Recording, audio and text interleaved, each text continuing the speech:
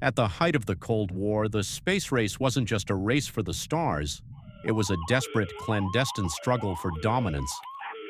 While the world celebrated the triumph of Yuri Gagarin, two amateur radio enthusiasts in Italy were listening to something much darker, hidden deep in the static of the atmosphere. Questo segnale Achille and Giovanni non è mai stato Judica-Cordiglia, decifrato. using a repurposed German radar station in Turin, began intercepting signals that no government would ever acknowledge. These were not the cheers of heroes. They were the sounds of human beings being sent into orbit and never coming back. The recordings they captured remain some of the most haunting audio in history. One tape features the voice of a woman drifting off course, her panic rising as the temperature inside her capsule began to skyrocket. Another captures a male cosmonaut screaming in Russian as he burns up during a failed re-entry, followed by a jarring, absolute silence. The brothers recorded over a dozen of these suspicious transmissions. In one, a pilot reports a casing coming loose, followed by the sound of tearing metal and a heartbeat that slowly, agonizingly fades away over the course of 3 minutes. It was a heist of human life on an unimaginable scale. Signal dropout. The Soviet Union may have sacrificed multiple crews, erasing their very existence to protect the illusion of a perfect space program.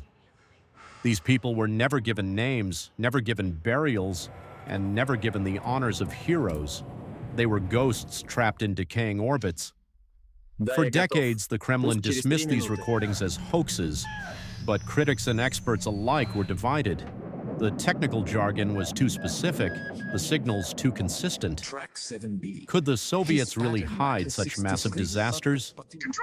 In an era before global real-time satellite tracking, it was dangerously easy to control the narrative. If a rocket launched and a signal cut out, the mission simply never existed. Some researchers argue these weren't just accidents, they were human probes, test pilots sent on one-way trips to see how the body would react to the extreme, lethal conditions of the vacuum. We are left with a riddle that reaches into the stars. If these cosmonauts disintegrated upon re-entry, there would be no bodies to bury and no wreckage to display. They were simply wiped away by the very elements they sought to conquer. Every time we look at the moon, we have to wonder, are there drifting souls up there, eternally orbiting the Earth, waiting for a ground control that long ago ceased to exist? History is written by the victors, but the truth is often buried in the static. If you are captivated by these lost mysteries, please like, share, and subscribe to keep these stories alive.